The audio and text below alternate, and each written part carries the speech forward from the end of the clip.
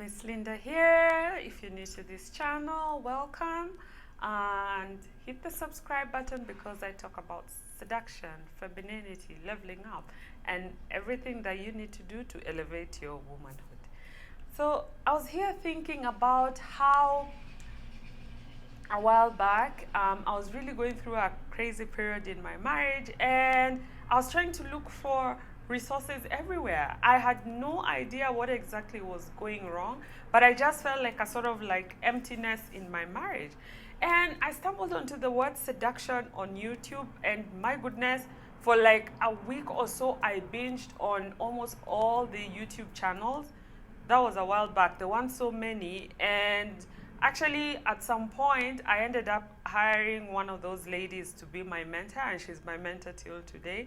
I read all the books on seduction, and I was here thinking, like, why don't they teach seduction in school? Like, seduction is a skill that is like basically, if you want to succeed with human relationships, you need to be able to be seductive.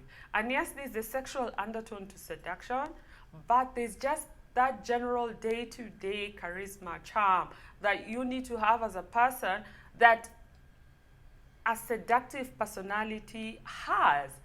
And I was thinking, like, why don't they teach this in school? Why don't they teach it?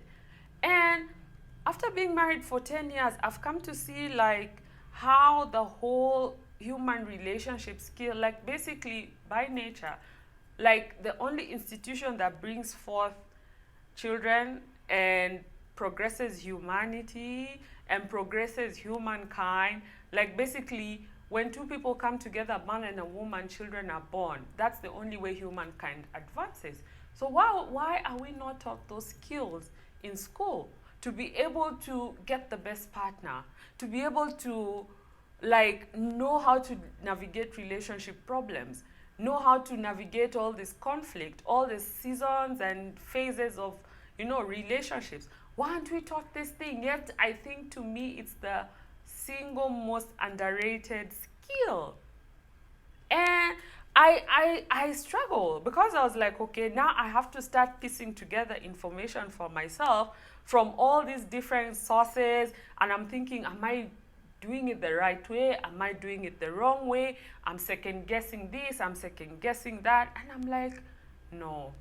I think, to be honest, and if there's any babe here who is still single, or even if you're married, please, the one skill that I can tell you, you must have in your toolbox. Yes, you have your career. Yes, you have your finances in check. You have your body in check. You have everything in check. But the one skill, the most underrated skill, is seduction. And sometimes we think that seduction is just about the physical beauty. Yes, that's part of the thing about seduction, but it is also a mental game.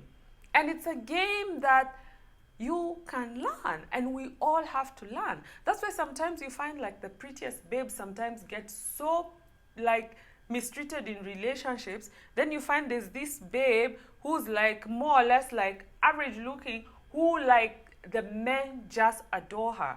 By the way, in my clique, I was always that babe, yeah? I was always the plus-size babe. I was always the dark-skinned babe. I was always the different-looking babe. And all my friends were a certain skin tone, a certain size, a certain physique. Classically very, very pretty. But for some reason, they always struggled in that area. So I never really realized, because, okay, naturally I'm a nerd, I'm a bookworm. So naturally for me, I always needed a more mental connection before I could say yes to anybody. So maybe that was part of the reason why I never got played as much. And when I started studying seduction, I realized a huge part of that skill is being mentally sharp when it comes to people, discerning people, and just opening yourself up slowly. One of the most underrated skills I believe that you should learn, whether you're dating, whether you're married, whether in a relationship, is seduction, because you always have to keep seducing your partner through and through. Like, for now, I've been married for 10 years, and we went through a 6-month separation. Now we are coming back together. It's like a whole new chapter opening up. So we have to start seducing each other all over again. So one of the mistakes most of the babes make, you think that after a man has said I do, or a man has started dating you, so now you kick back, relax, and you decide that yes, your work is done. That's where you find some babes putting on too much weight. Trust you me, I've gone through the whole weight thing, so I understand where weight gain comes in. There's the aspect of putting on weight, and then there's also the other mental aspect and emotional aspect where you're no longer connecting with your man. Or you'll find women start to become too clingy, and that now suffocates the whole relationship. Or you might find some women become too busy with other jobs, like being a mom, especially if you're a mother. Motherhood is the one big desire killer. And so many women, right after they get married, there's that whole comfort that comes in. You just like start to look at your man like he's another brother, or he's just another dude. You start taking each other for granted. Like there's just no mental spark. And that's where things start to fizzle down. And it will start slowly. You start to notice like maybe your man is going out more and more.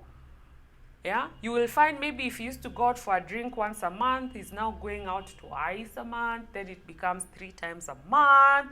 Or you'll find like even your sex life is a good gauge, yeah? You will start to see the sex life.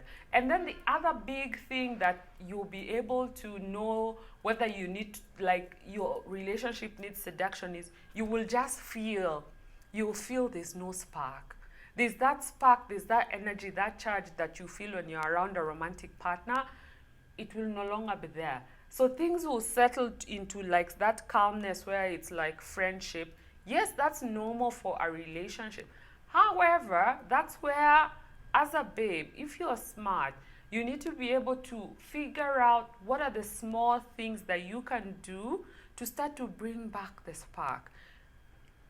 The relationship may never go back to how you met, how things were when you met, but there's a sexual tension that you can still be able to keep in that relationship. And a huge part of that comes through knowing how to seduce your man. So if you need help with your seduction game and you want to work with me deeper, check out the details in the description box, and speak with you next time. Bye.